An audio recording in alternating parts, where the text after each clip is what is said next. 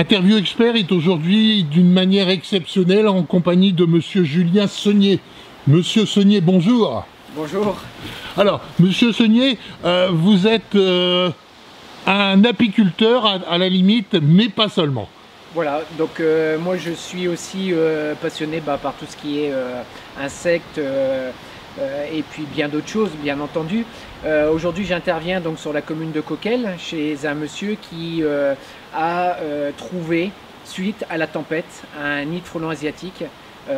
Alors, bizarrement pas très haut, mais c'est la tempête, le vent qui a fait, comment dirais-je, un peu son travail. Et en retrouvant des petits morceaux à droite et à gauche, le monsieur s'est dit, tiens, il y a peut-être quelque chose qui traîne dans la nature. Et en levant le nez, il s'est retrouvé devant le problème. Donc un nid de frelons asiatiques qu'on peut voir dans un hêtre, donc à peu près à 2 mètres de haut. Et la partie haute du nid a été arrachée par le vent et s'est retrouvée au sol. Donc moi je vais intervenir pour anéantir et détruire ce nid. Voilà, aujourd'hui, un dimanche. Est-ce que habituellement ce type de nid, on en rencontre de plus en plus souvent, et quelles sont effectivement les réactions qu'il faut avoir ou ne pas avoir? Alors, déjà, quand vous rencontrez un nid, surtout n'essayez pas d'intervenir tout seul.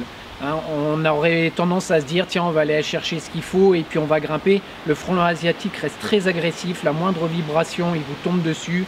Une seule piqûre, parfois, chez certaines personnes, peut être fatale, mais voilà, provoquer des très mauvaises réactions chez l'homme et parfois finir à l'hôpital. Donc, surtout, non, on n'intervient pas tout seul, appelez un professionnel, quel qu'il soit, il y en a partout, mais c'est à nous de faire correctement notre travail.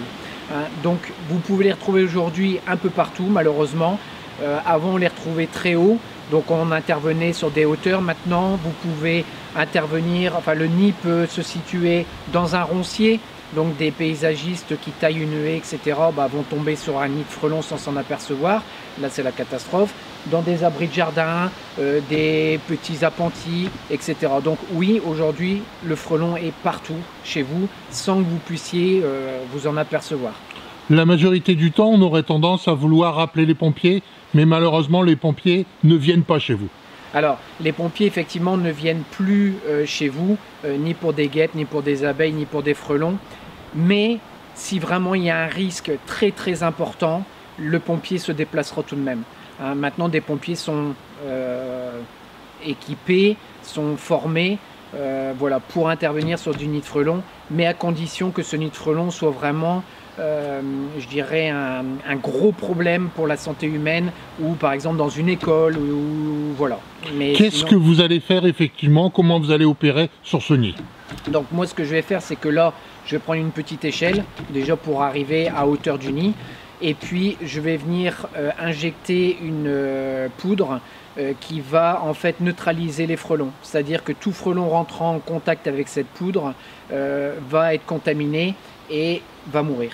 Tous les frelons, toutes les ouvrières qui sont en train de butiner dans la nature au moment où je vous parle et qui vont rejoindre le nid de frelons vont se contaminer et là c'est la mort de l'animal. Donc on va dire que ce soir, demain matin, le nid est neutralisé. Il nous suffira juste à nous ou aux clients s'ils le souhaitent, avec nos conseils et bien équipés bien évidemment, de venir chercher ce nid, de le mettre dans un sac poubelle, on prend le nid et on le détruit et on l'enlève dans la mesure du possible bien évidemment. Ok, je vais vous laisser faire, on va vous filmer pendant le temps que vous intervenez. Merci bien. Merci, à bientôt. Vous êtes prêts effectivement, équipés pour? C'est un équipement vraiment particulier. Oui, particulier, en fait c'est la protection, je vais dire minimum pour intervenir sur du frelon et de la guêpe.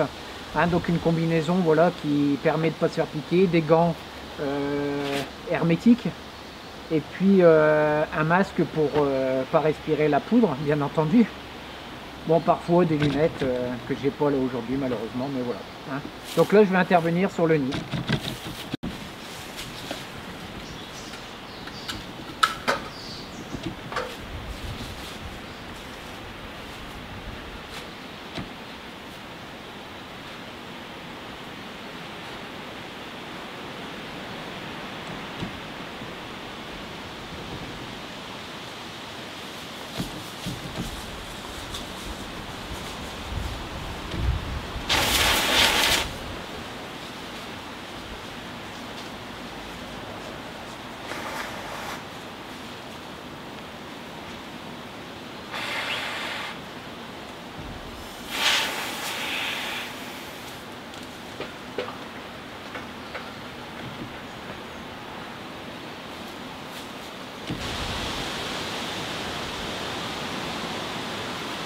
Donc ici on voit que le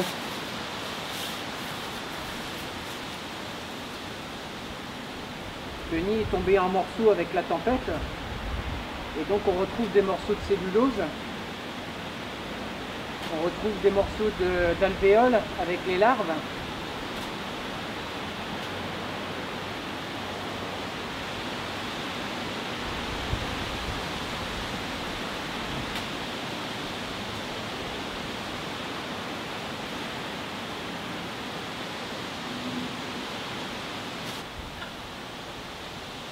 Donc là, on ne va pas décrocher le nid tout de suite, étant donné qu'il faut attendre que toutes les ouvrières qui sont dans le secteur reviennent au nid pendant quelques heures, voire jusqu'à demain soir. Et ensuite, on viendra décrocher le nid dans 24 ou 72 heures.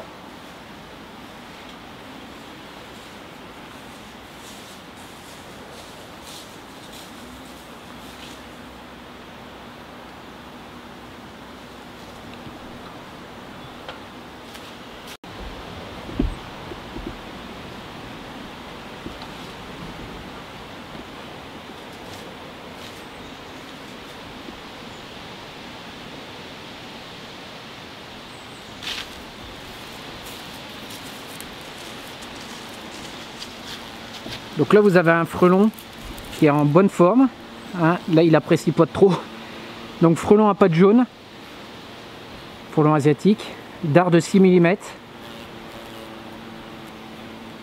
avec des crochets et des mandibules permettant effectivement de choper les abeilles. Ici vous avez un morceau d'alvéole. Hein, donc c'est des étages comme ça qui sont dans le nid, et tout ça ce sont des larves, donc des futurs frelons, des futures ouvrières.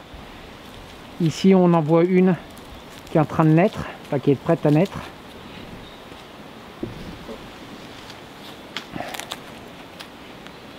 Donc qui est là.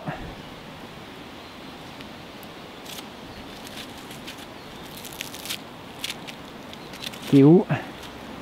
Elle se cache, ah bah voilà, et voilà, voilà.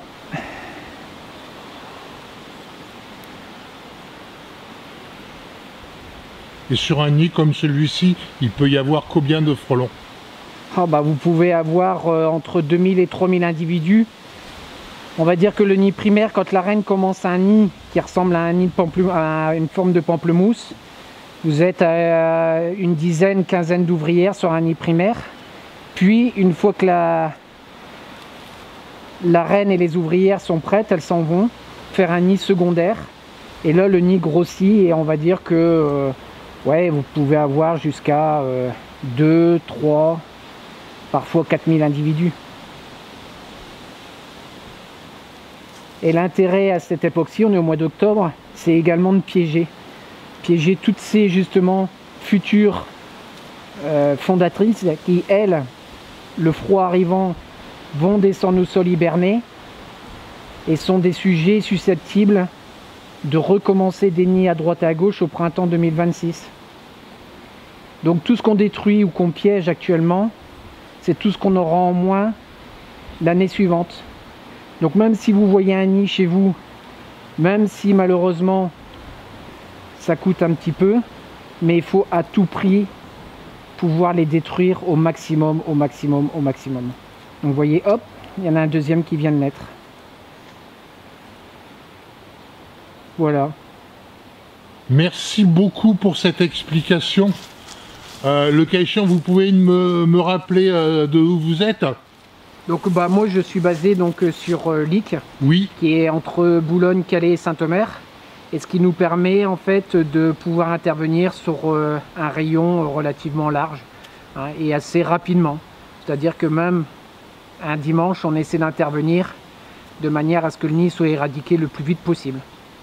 Si on n'éradique pas un nid automatiquement, qu'est-ce qui va se passer? Est-ce que le nid va encore prendre plus d'ampleur? Alors à cette époque-ci, il ne prendra pas plus d'ampleur puisqu'on arrive en fin de saison, mais on va dire que ce que je disais là tout à l'heure, toutes les ouvrières, tous les individus qui sont vivants et qui sont susceptibles d'aller hiberner, passer l'hiver dans des feuilles mortes au sol, etc., sont susceptibles de refaire des nids l'année suivante. Donc vous imaginez un peu que si on parle de 100 ou 1000 individus qui hibernent et qui sont susceptibles de reprendre l'activité, on va dire que c'est tous ces individus-là qui vont être susceptibles de refaire des nids et on n'en finit plus. Donc si vous voyez un nid, essayez d'appeler quelqu'un, quelle que soit la personne, mais il faut les détruire. Merci beaucoup d'une part pour cette présentation, et puis aujourd'hui bien on en sait davantage sur ces fameux frelons asiatiques qui effectivement risquent encore de gangréner notre région. Voilà, merci à vous.